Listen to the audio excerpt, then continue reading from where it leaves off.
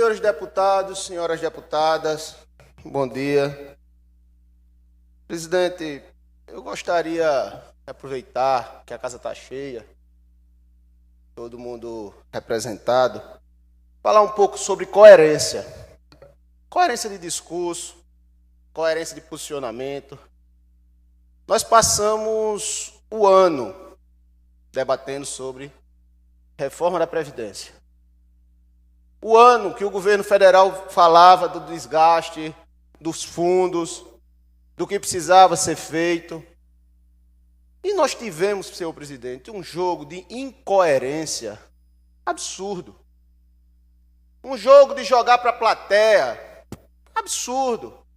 Nós tivemos carta dos 9 governadores do Nordeste, todos eles, ou do PT, ou do PCdoB, ou do PMDB, ou do PSB, todos eles da ala da esquerda, dizendo que eram contra a reforma da Previdência, que ela não poderia acontecer, que nós estávamos pegando no pé do mais pobre, estavam matando com a aposentadoria do povo. E o que foi que aconteceu, senhor presidente?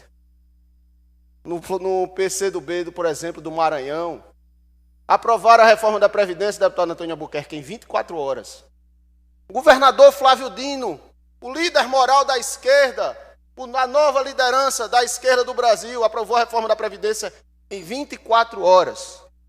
Muito pior do que essa casa aqui hoje debate. Muito pior para os servidores. Eu vou ler aqui alguns twitters que foram postados. Não vou fazer o meu discurso, vou fazer o discurso deles. Viver, tudo bem. Tudo que Bozo quer é menos idoso vivendo com o apoio da Previdência. Mas a reforma é exatamente para manter esses privilégios imorais. Sabe quem é o autor, deputado Cabo Bebeto? Enio Lins, secretário da Comunicação do governo. Reforma com privilégios não é reforma. É discriminação. É tirar de quem não tem para manter o privilégio de quem tem.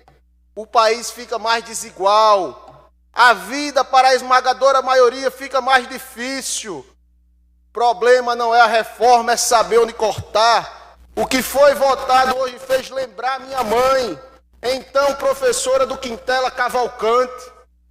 Eu chegava nas manifestações pela democracia e ela dizia: cuidado, a corda sempre poca ao lado mais fraco.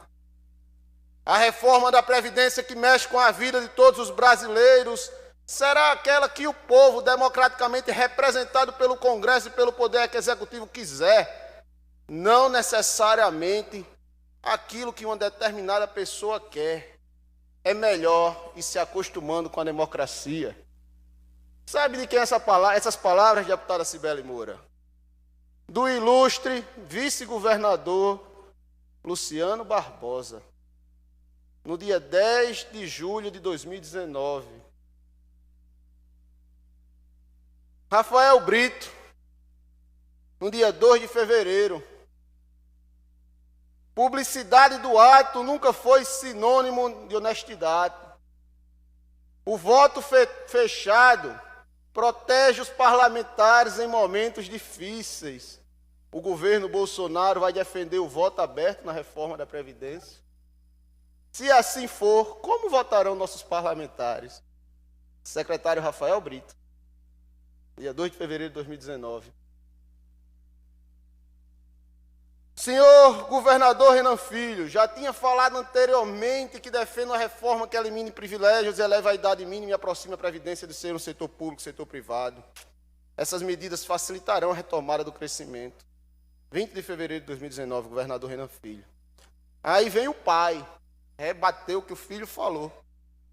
Senador Renan Calheiros, no dia 8 de maio de 2019.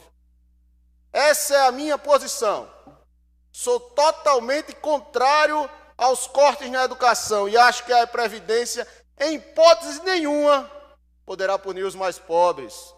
Falei na CCJ sobre o esforço que o Senado precisa fazer na discussão da reforma da Previdência. Não podemos permitir que os mais pobres e a classe média paguem a conta mais uma vez, não à reforma da Previdência.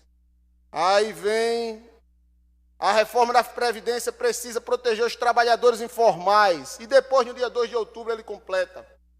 Votei contra a reforma da Previdência. A proposta é injusta e pune os trabalhadores mais pobres. Aí ele faz pior, senhor presidente. O senador Renan Calheiros, pai do governador Renan Calheiros Filho, vai na PEC paralela, justamente aqui colocava estados e municípios, aqui evitaria, por exemplo, esse debate nesta casa.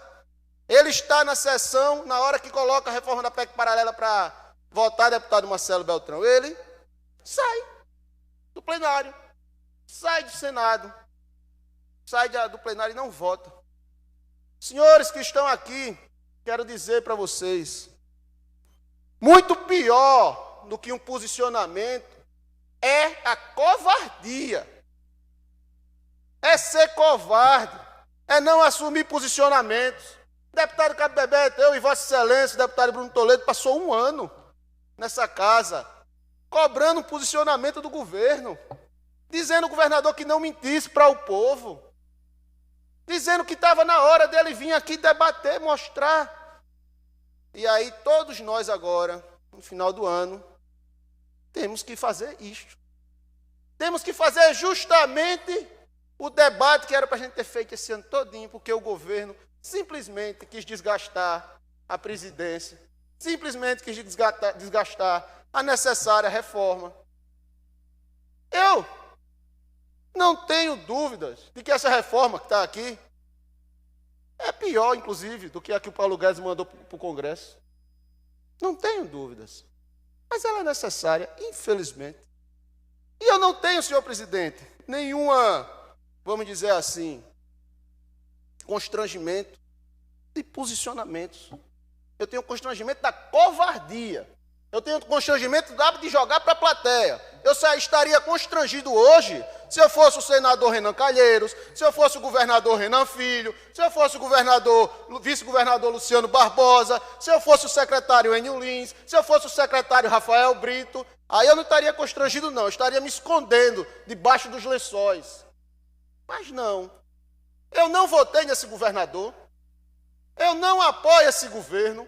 Eu não votei no PT, não votei no PCdoB. Eu vi um áudio hoje, no dia de hoje, do senhor Otoniel, defensor público, descascando a Assembleia, descascando a reforma. O senhor Otoniel foi candidato a deputado estadual pelo PT.